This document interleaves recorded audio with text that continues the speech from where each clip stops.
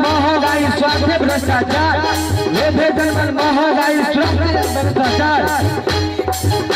माननीय कला बजारी सैतानिया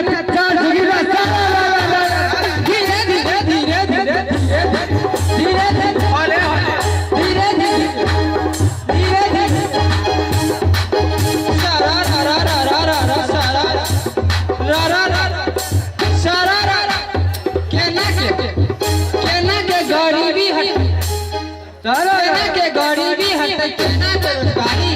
केना के गरीबी हटै केना बेरोजगारी केना के किसान बनतै केना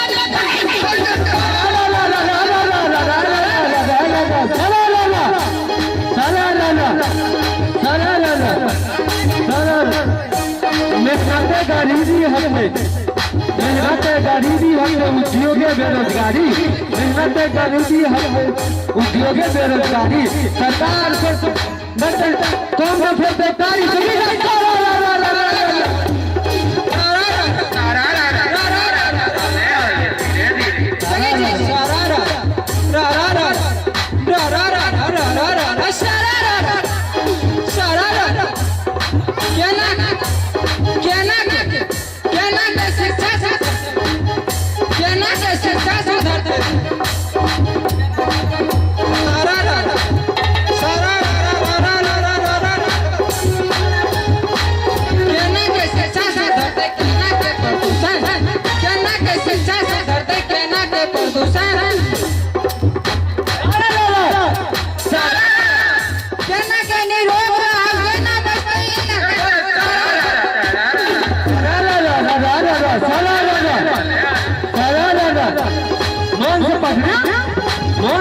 शिक्षा सुधरते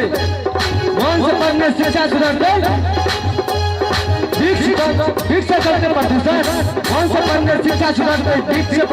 करते प्रदूषण स्वच्छ निरोग रहल कम खर्च ईंधन